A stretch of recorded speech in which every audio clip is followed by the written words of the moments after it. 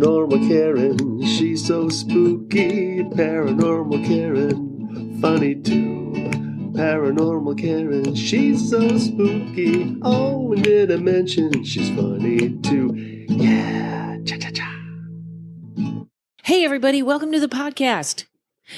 Before we get to my guest, so much going on. Thank you guys all for your emails and your comments and all kinds of great things and your suggestions for guests. It's all going great.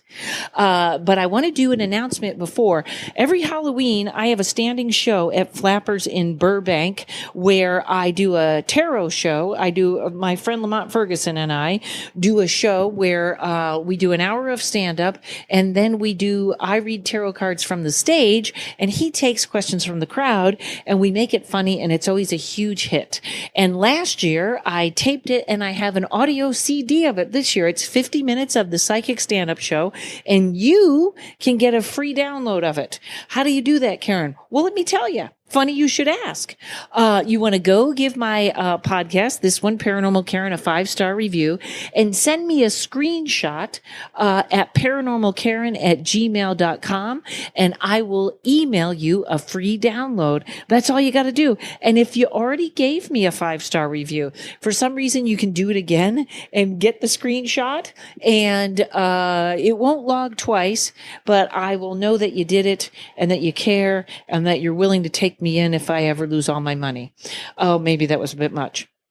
But do that. Get the free download. I think you'll enjoy it. And now let's get to the podcast. Hey, everybody. Thanks for tuning into the podcast. So I want to say a big thank you out to Leroy, who said, hey, have you ever heard of Joshua Cutchin? And Cutchin, I'm sorry, I already said it wrong, Joshua. And he said, look him up. He said he looks like a really nice guy and he's so interesting. And dude, you were right on both parts. And here he is with us today. He has 3 books out, 2 essays. I completely asked him if he would talk about a topic we have not hit yet, which is entitled Missing 411. And he's also a musician and a tuba player, just making him even more interesting. Joshua, thanks for coming on the show. How are you today? Oh, it's an absolute pleasure to be here. I'm doing well. And thank you for all the kind words. I'm a bit flabbergasted. It's the first time I've been called a nice guy on air, so I really appreciate that. Well, the evening is young. You could change my mind if you choose. Fair enough. No, it's great. So you have a new book coming out. Let's just start there. It came out in July called Thieves in the Night. Yes, yeah, it's Thieves in the Night, A Brief History of Supernatural Child Abductions. It is 468 pages, so I'm not sure how brief it is. But, yes. But about the last quarter of it, actually, to be honest, about the last quarter is just endnotes and bibliography and index as well. I try to be really thorough with the way that I cite things in my work. Right, but the topic is so interesting, and like I said, we've never covered it before. So, can you give my listeners a brief understanding of what, when we say that, like Missing 411, what that sort of has its own, I guess, subcategory now, doesn't it? And when it comes to missing people, right? Well, so my book sort of was natural to talk about this topic in Thieves in the Night, because a lot of what the book is talking about is sort of this way that in a lot of different world cultures, entities, beings in the other world have been often reputed to prey upon children. This extends all the way back to fairy folklore of the British Isles. As, of course, you see these motifs really unfold in alien abduction lore as well. Right. In fact, I would argue that it takes very little imagination to see whatever that alien abduction contact experience is as sort of a reframing, reimagining of the same motifs that you see in fairy lore. But specifically to the Missing 411 idea, that is specifically a term that was coined back around, I believe, the year 2010, although my memory evades me a little bit, by an investigator named David Paulides, who was shocked to find, after a visit to one of the national parks of the United States actually do not keep a running list of people who disappear within the boundaries of the national parks. And Paulides himself started out as a Bigfoot investigator, but ever since he made that discovery, he really started pursuing that particular, started pulling on that particular thread, as it were. I believe it was 2012 now that I think about it. Yeah. And he was actually a police officer, wasn't he?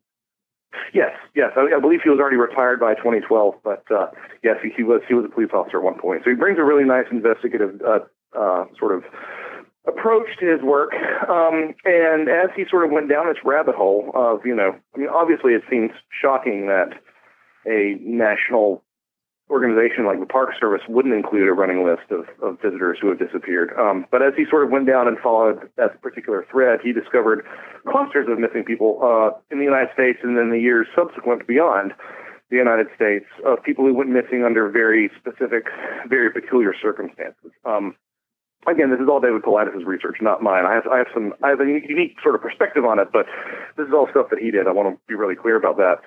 Paulides discovered that. Oh yes, and also like you said, it was strange circumstances. It wasn't like, hey, there's a serial killer, in the park or something. It was you almost wonder, because it was so unexplainable, if that was why they were just like, just don't say anything. Right. Well, a lot of the longitudinal aspect of a lot of these clusters of missing people really sort of precludes a serial killer being to blame, unless it's some sort of, interdimensional. Yeah, well, unless it's a heritage of serial killers passing on their serial killing to the next generation.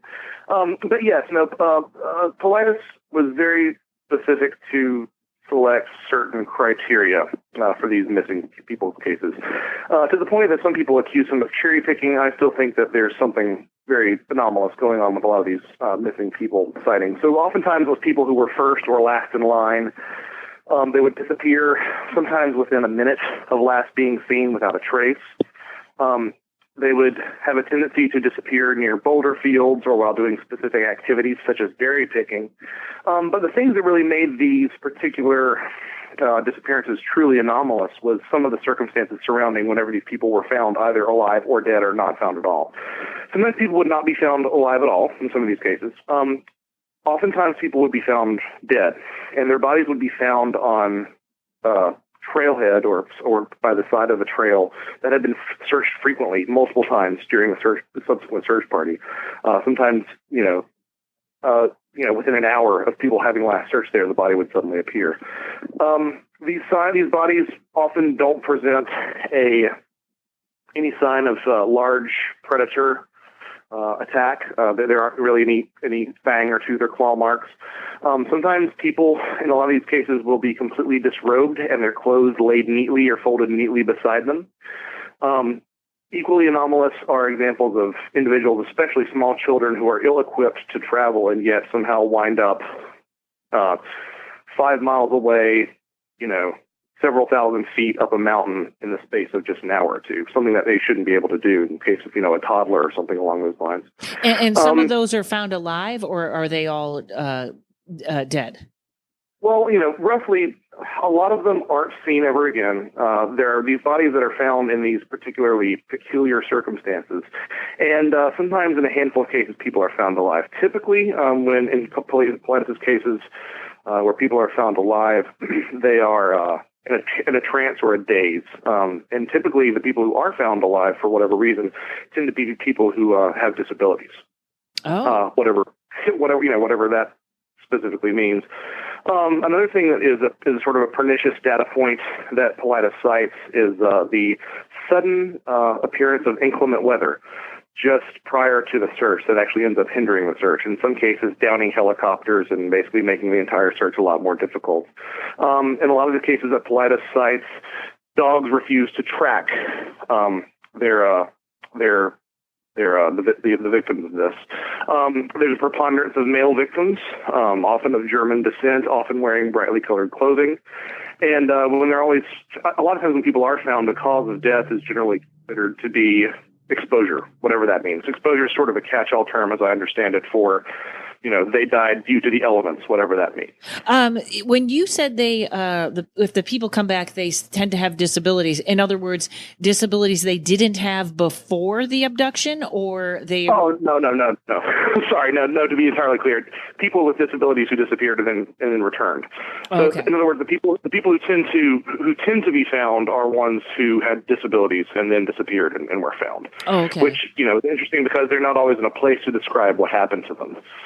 Oh, okay. And when you said the weather, would that be like just all of a sudden a thunderstorm comes up out of nowhere and a helicopter goes down?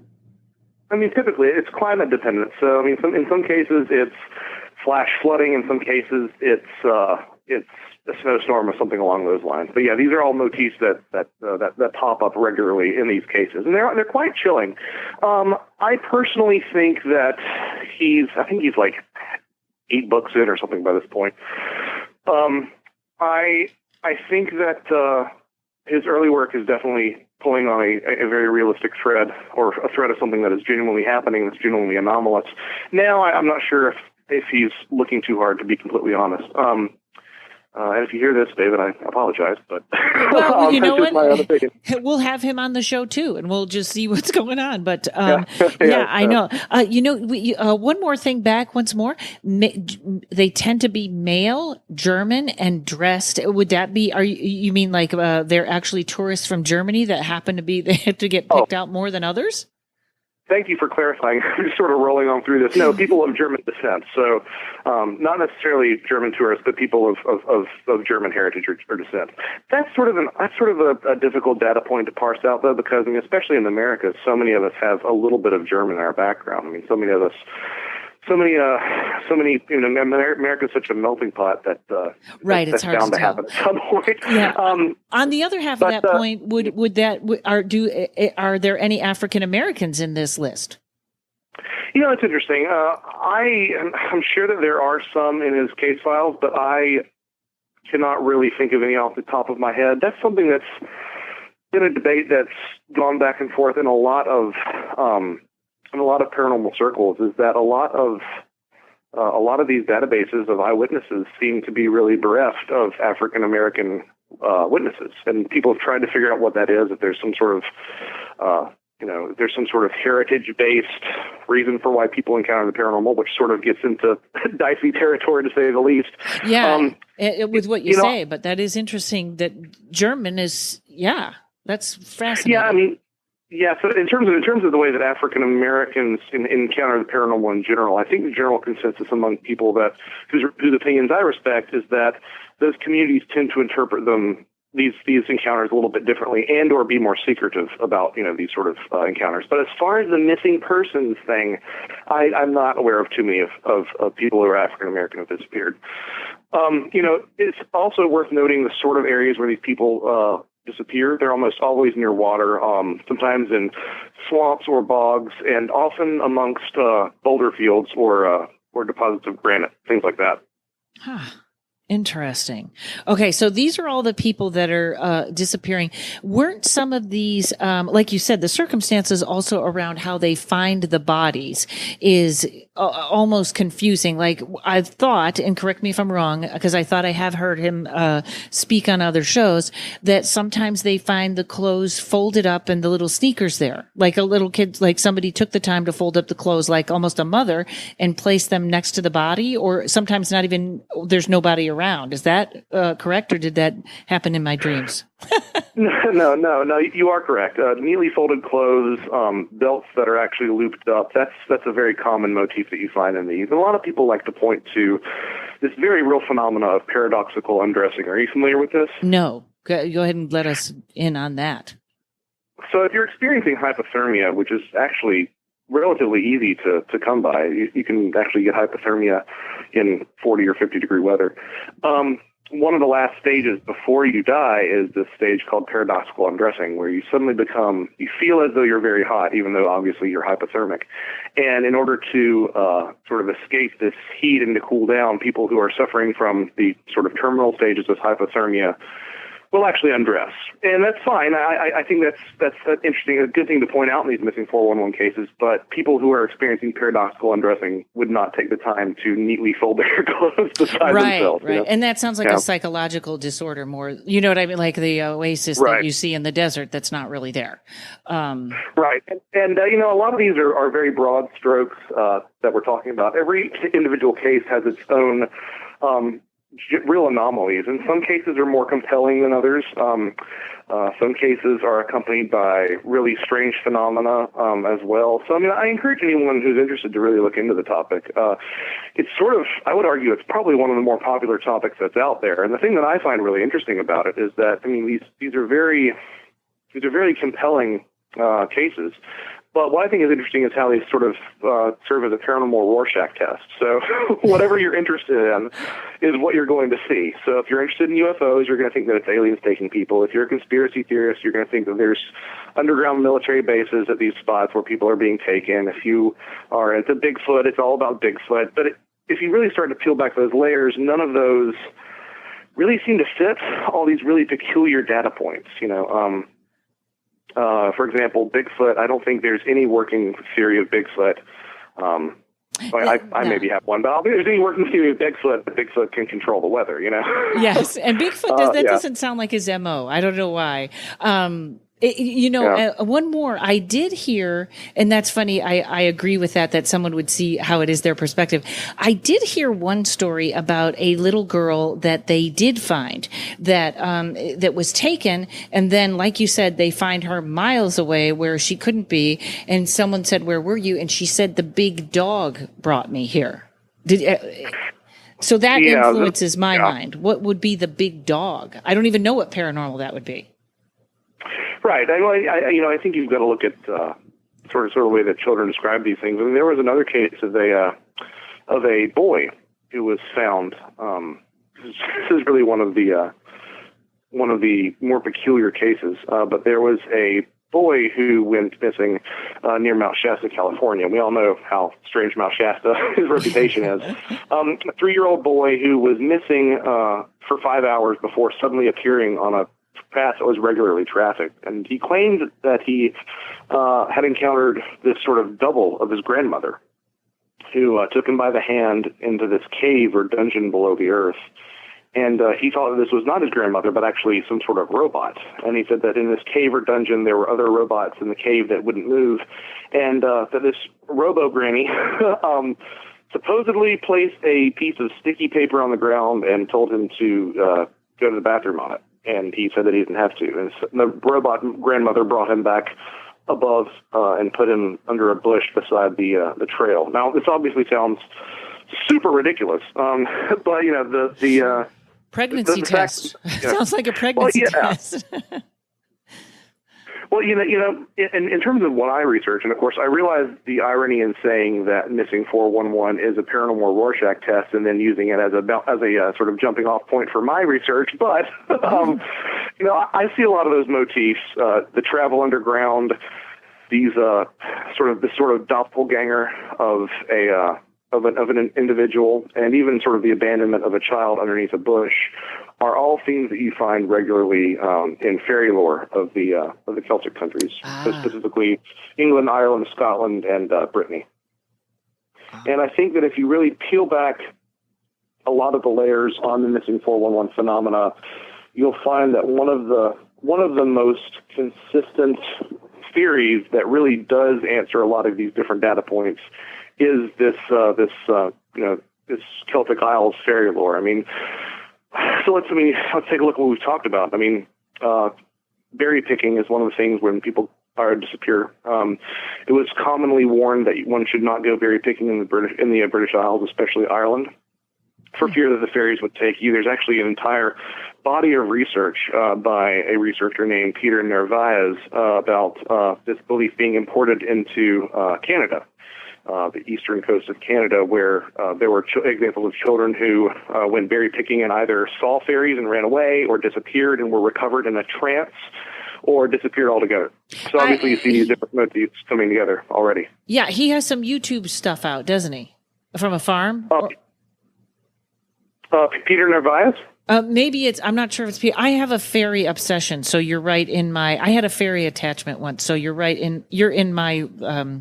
you have my attention completely when you say fairies, because they can be so yeah, I'm right on board. But there was something somebody showed me online about a guy that had a farm, and he was like, you have to be very careful because the fairies will come get you. And people would try to camp there, and they would talk about these sort of humanoid, not really human things coming up to them, or people disappearing. Yeah, I see where you're going here. This is exactly. Yeah, I do believe I saw that. I think if memory serves, it was an innkeeper in Ireland who had a farm who.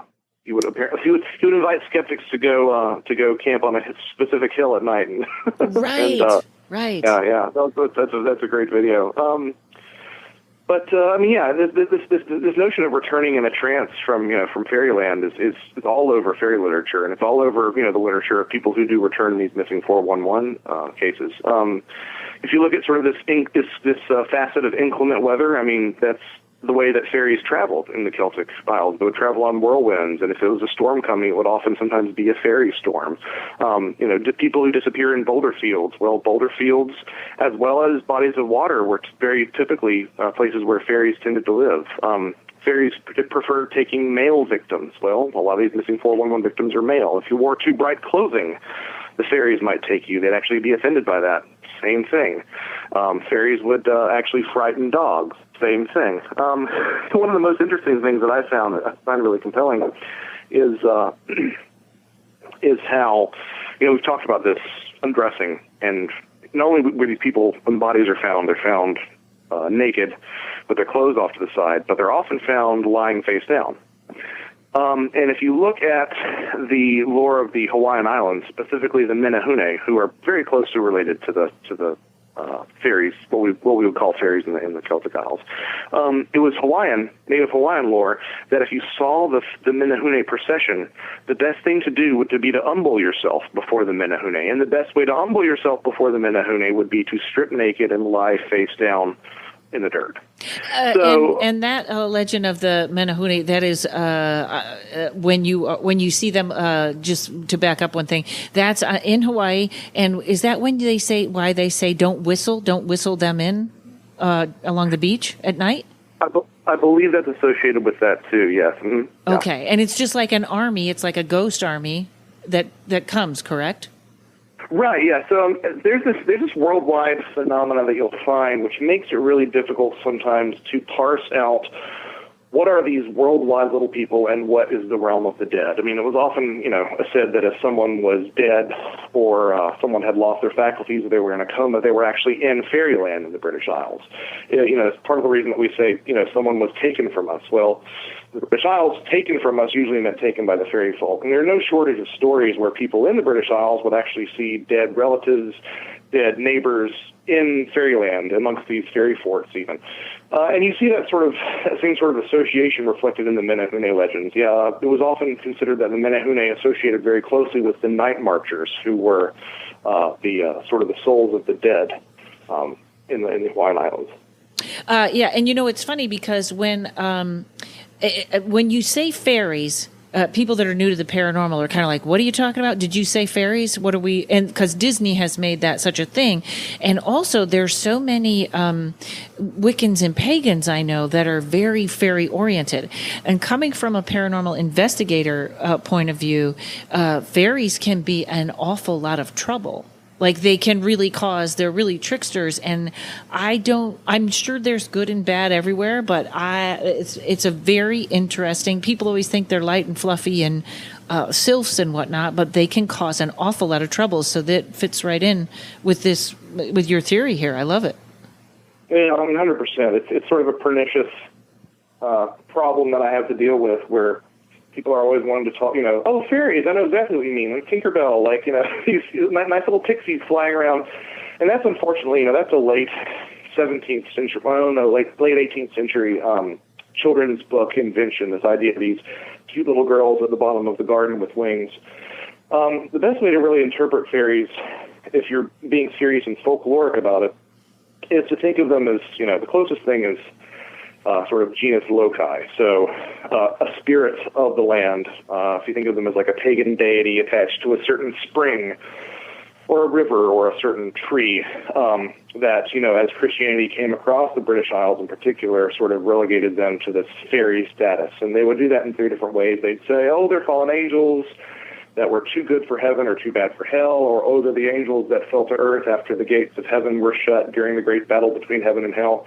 But really, they had their roots most likely both in the honored dead of a certain area and in sort of pagan worship as well.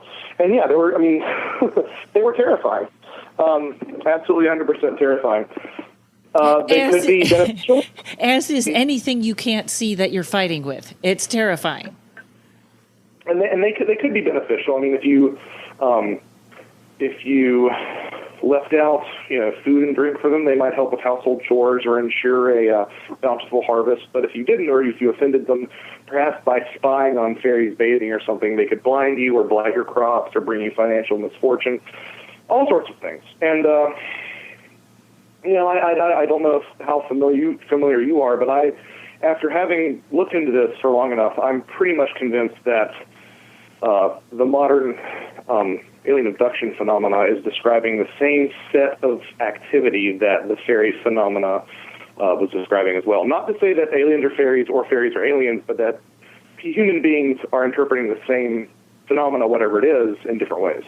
Oh, that's very interesting. Yeah, like maybe I just had an interesting conversation with someone about, because UFOs were never my topic, and I hosted a paranormal conference and I listened to a seminar that changed my mind about everything. But it's good and bad both. But I find that fairies and elementals, it's easy to say they have I want to say they don't have a conscience, but that sort of makes them sound like sociopaths. They have a different conscience than we do. Well, there's someone who I admire greatly, who I consider sort of an internet friend, chaos magician Gordon White, who often describes entities in the spirit world as akin to sharks. There's nothing. Sharks aren't mean. Sharks aren't, good or bad, but a shark is going to shark. And if you're swimming around out there, it's just part of that ecosystem, and it's going to do what it has to do. And I think a lot of these spirit worlds that we interface with, I think, are really sort of the same mindset. Yeah, and it's. I don't know why we humans think we can control so much, but the trouble I had with a fairy was someone came over and was kind of teaching us all to do a fairy spell. And what you don't understand is once you've opened up that door of give and take, you better be ready to give and take. Right. And it's interesting, that particular give and take motif, I try really hard to not see everything as an expression of the fairy world, because I hate it when people get really calcified in their belief, but I can't help but see these motifs revealing themselves time and again. And that motif of, just what you said right there, when you give and take, you better be prepared to give and take. Well, I can't tell you how many people who claim to leave out offerings for Sasquatch and claim to have either, I saw the case in my first book, The Trojan Feast, about someone who claimed to have had this relationship with Sasquatch on their farm, where they were leaving out apples and peanut butter. And then when someone on the farm got sick, they weren't able to continue leaving those offers. And they actually came back after their stint in the hospital to find all their livestock murdered, which they obviously associated with, the Sasquatch.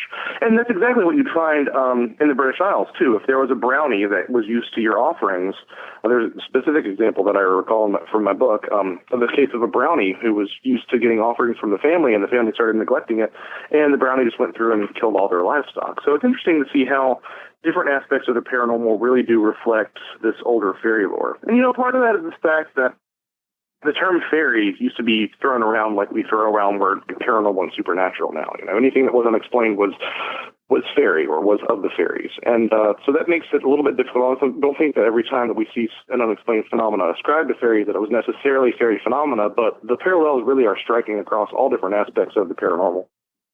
Right. And it's sort of an I don't know if I want to say underappreciated, but I host a lot of paranormal conventions, and you never see anyone doing a lecture on fairies. And you do see, even in our community, when someone brings it up, people start to, well, I'm not that interested. I don't know what this is about. It doesn't carry the same cachet.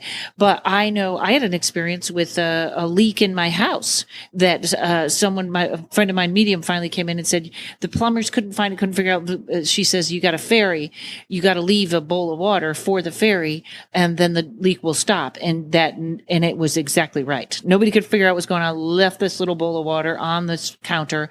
It all stops. It's funny. It's such a great open topic because so many people kind of poo-poo it quick.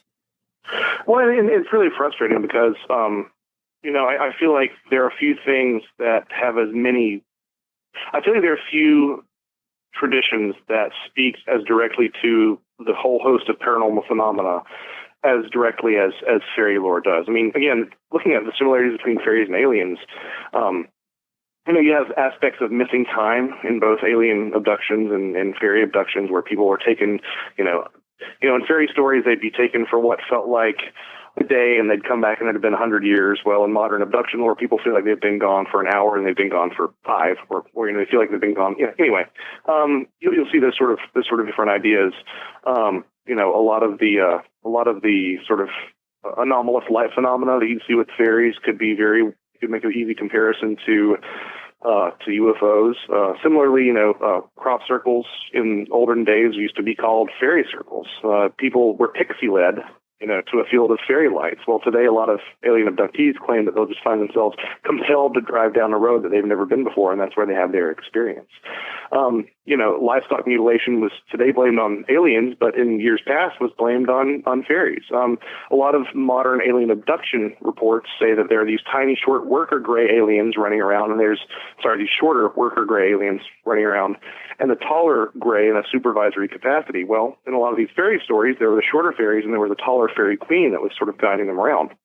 Part of what I talk about in Thieves in the Night, my new book, is the parallels between the fairy changeling tradition and the modern alien hybrid motif. But one of the things that I wish I'd gone into a little bit more depth was this concept of the fairy blast. Are you familiar with this? No, please. So in keeping with this idea of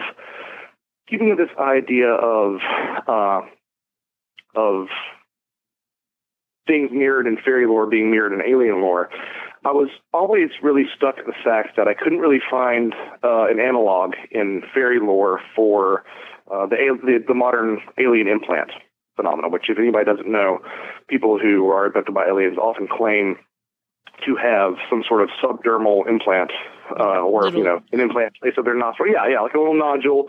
And invariably, when these are taken out, they tend to be revealed to be, a bit of iron, or they're very nondescript. They don't even appear to be any sort of technology. They almost appear to be like a mineral deposit or something along those lines. And of course, people will say, yeah. And it is a real thing that just for people listening, that it is a real thing that they're actually removing from people. It's not like, I think there's something in me and it's a corn chip in my pants. It's a real thing they're pulling out of their body. Yes. 100%. And it's interesting because, some people will say that they don't notice this until, they've had an experience, and that's compelling. And at the same time, skeptics will say, well, if you get a little bit of a sliver of something under your skin, it will often over time accrete material around it as part of your body's natural defense, and it will turn into a lump. So I think there are a lot of compelling arguments on both sides, but what I'm really interested in is there an analog for that in fairy lore? And finally, with researching this book, I found that there was, and that was the fairy blast. So we mentioned earlier how fairies traveled on whirlwinds, and that's where we get actually the etymology of the word blast. So blast, blustery, blister, these are all part of the same Germanic root. And if you were hit by one of these fairy whirlwinds, if you'd offended the fairies for whatever reason, they might actually give you a fairy blast. And that would manifest in a tumor or boil or pustule on the skin. And once lanced, would reveal any type of debris would come out of these fairy blasts. You'd find bits of bone, supposedly, or bits of ceramic, or bits of iron, or rusty nails. These are all things that you'd find in these fairy boils that, date back to the British Isles, and even were even imported over into Canada with that culture as well, which seems to me like a directly comparable sort of phenomena to the modern alien abduction implant. Something that I found really interesting too was that there are several cases that I found from Newfoundland that actually included fairy blasts that yielded what appeared to be string coming out of them, like this one big long piece of string. And I don't know how familiar you are with sort of that aspect of alien abduction lore, but are you familiar with Morgellons disease? Yes, but give our listeners a quick description. So Morgellons disease is characterized by a blister or pustule on the skin that seems to have some sort of fiber sticking out of it. And the official scientific explanation is that people have some sort of eczema or skin rash, and this when coupled with a propensity to scratch that spot and perhaps some degree of mental unstableness. Again, this is the official scientific line of thinking. People will get bits of string embedded under their skin, and that's what appears to generate this pustule with this sort of string-like protrusion coming out of it. And of course, people in the alien abduction community seem to experience this a little bit more than other individuals. And the abduction community, to some degree, has latched on this as a possible symptom of alien abduction. Now, the reality of whether or not Morgellons is a real thing or whether or not it's actually linked to alien abduction is sort of the moot point for me. What I find interesting is that story from this guy in Newfoundland who said he offended the fairies and got a fairy blast in his leg, and they pulled a bunch of string out of it. That sounds exactly like Morgellons, and the fact that Morgellons is now associated with aliens and the fairy blast was associated with fairies, again, is a connection that I think really underscores the fact that we really are sort of looking at the same thing in terms of today's alien abduction lore and yesterday's fairy lore. Not to make a big leap here, but do you hear any positive fairy stories? I do not. Oh, yeah. I mean, if you look back in the literature, plenty. If you look back in sort of the literature of people like Crofton Croker, Patrick Kennedy, even more modern stuff like Walter Evans Wentz, you'll find examples of people who claim to have their fertility restored by fairies. Again, that's something that you find in modern alien abduction lore quite a bit. You will find people who would actually take in a fairy child for a time and sort of help nurse it for a while, and in return they would actually be given large sums of gold. You do find these sort of motifs from time to time. But generally speaking, they tend to follow along, sort of fairy racial lines. So what I mean by that is that certain regions would have multiple types of fairies. So Scotland would not only have, a solitary fairy like the big shaggy Gilly-Doo, or, these trooping fairies that we would associate with, the little people. But they would also have these entities known as the Trowels, which were known for cladding themselves in gray and stealing into your bedroom at night and stealing children. All of these, depending on how you interacted with them, could be better or worse, but you would never really have a good, positive interaction with a trowel. So these, there tend to be fairies of better disposition and worse disposition. For example, if you look to Cornwall, one of the common fairy folk motifs there was the knockers, the Tommy knockers, the creatures that the miners of Cornwall would often hear when they were working below the surface of the earth. And if you scoffed at the reality of them, well, they might cause a cave-in, but most of the time they would warn you of a cave-in by knocking.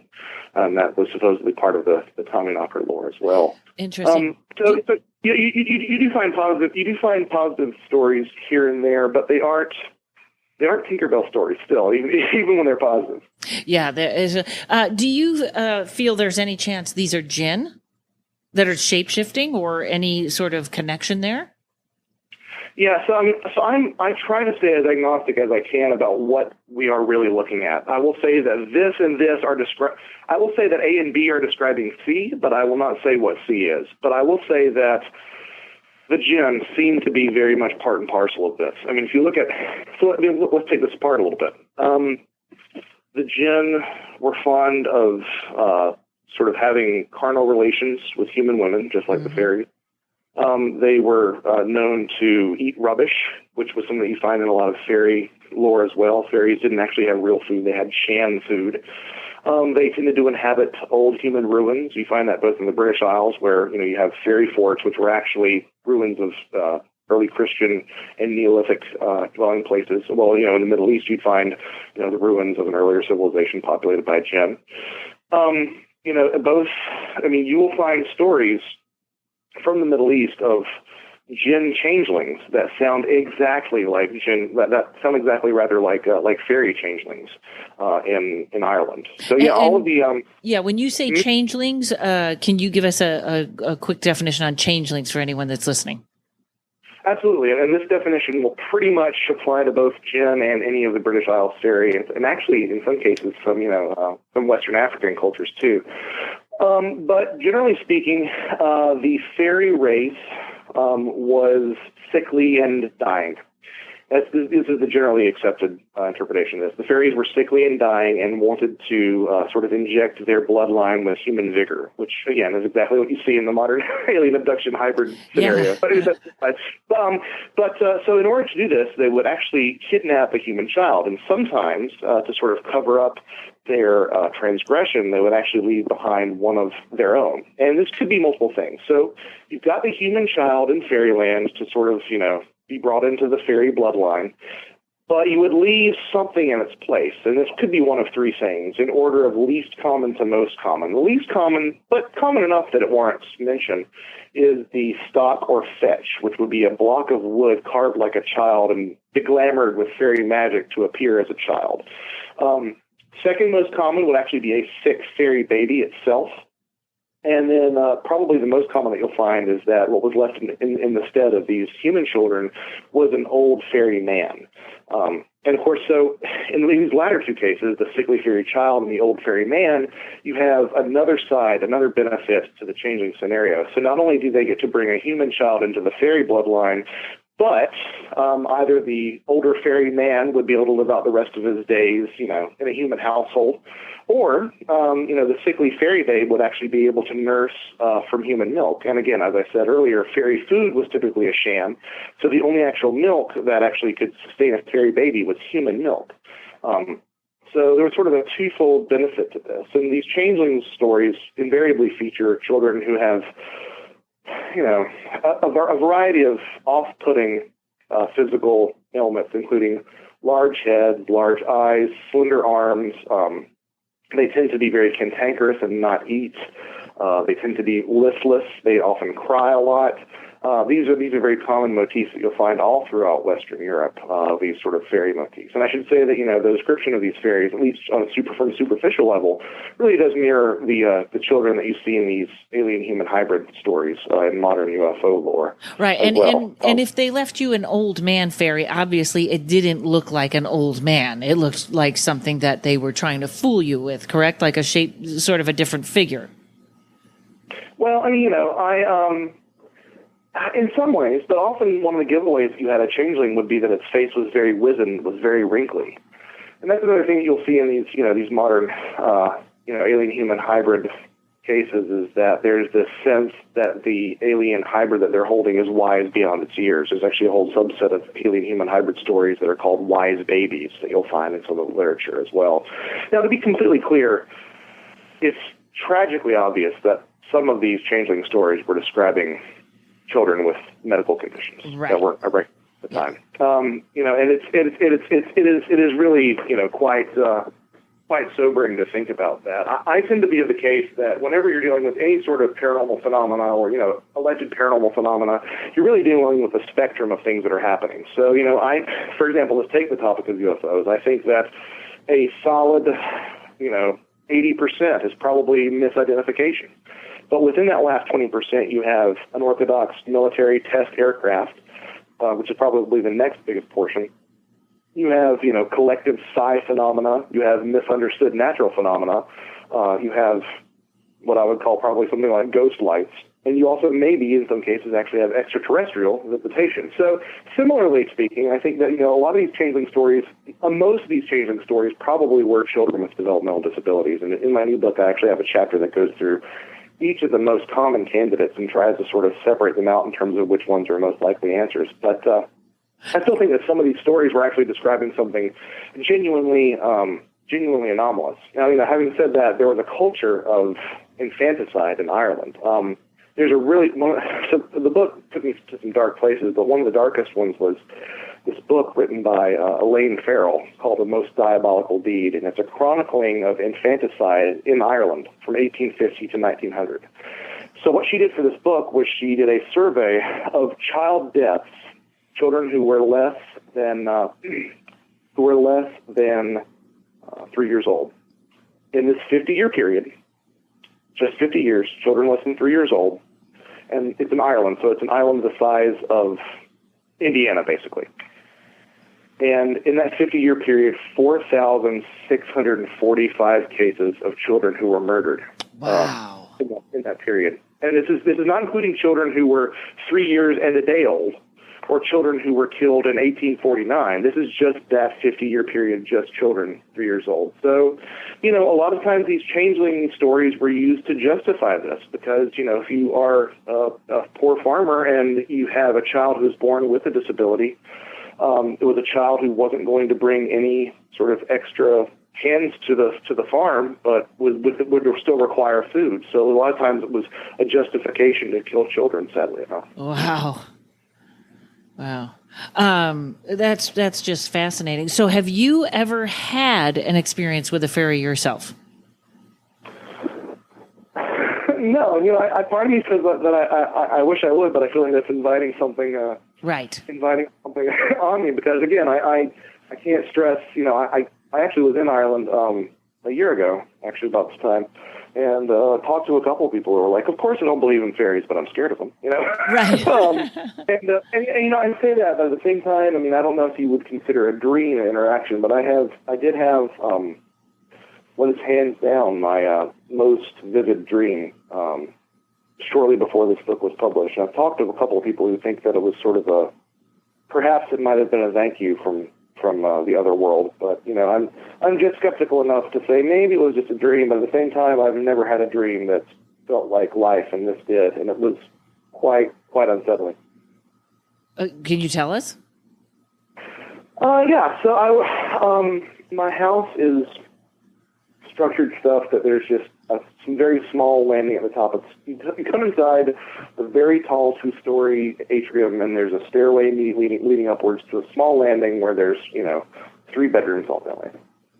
I call it the treehouse because when you're up here on the top floor, it really feels like a treehouse because you're either in a room or you're about to get on the steps. And I remember this dream, waking up in the middle of the night, and there being these anomalous lights floating into my room. And I remember my wife being beside me and her being asleep. And I remember getting up out of bed and coming out here to the landing and looking down at the bottom of the stairs.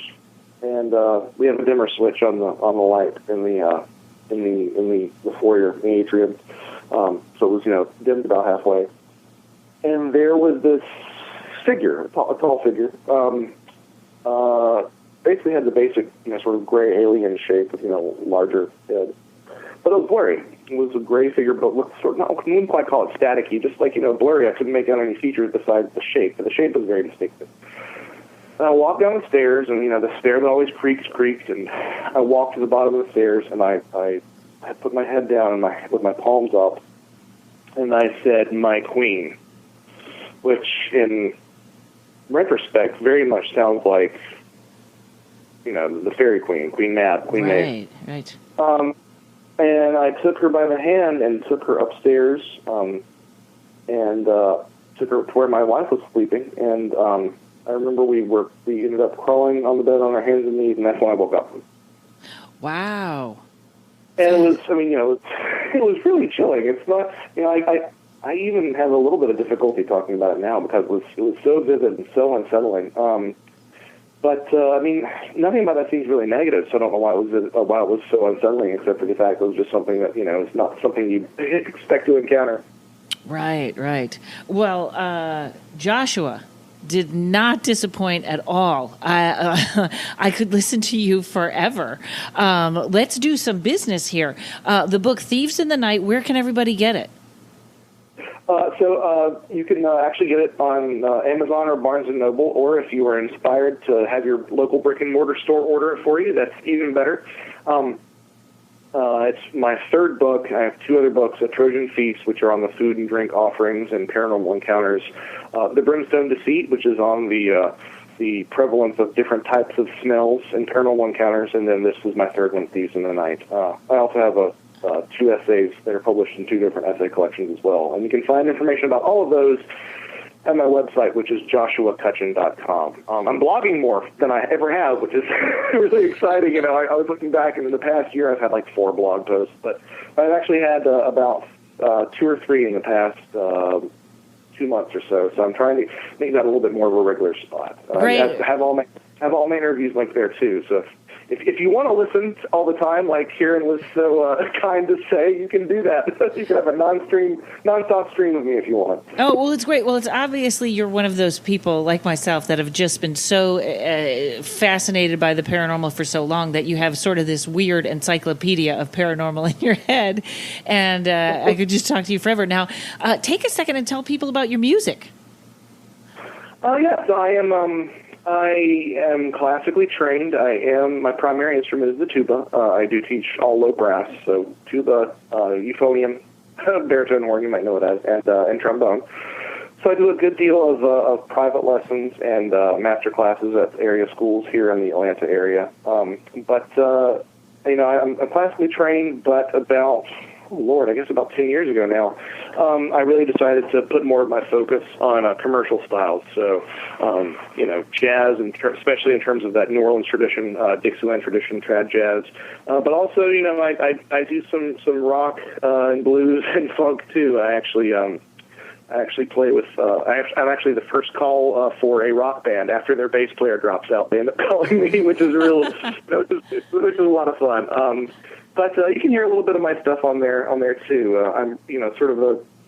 Right now I'm sort of a gun for hire. I've got, I'm also a published composer, and I've published some stuff for some different bands. But right now I'm just kind of a floating free agent. But it's good. It's good. I'm staying busy. This is one of the busiest times of year for tuba players. It's either Mardi Gras or Oktoberfest, depending on what you do. So I've got a bunch of polka gigs coming up in my future. Well, I know we've both been busy because I think I've been chasing you for 2 months to get an interview, and so this was terrific. So it's been busy. Well, wonderful. Well, thank you so much, Joshua. Everyone go out and get the book and check out his website. And we will have everything in the link that you need. Everything will be linked there in the description. And thank you so much, Joshua. Well, you're so welcome. Thank you for all your kind words. I really appreciate it. And hope we talk again soon. Yes.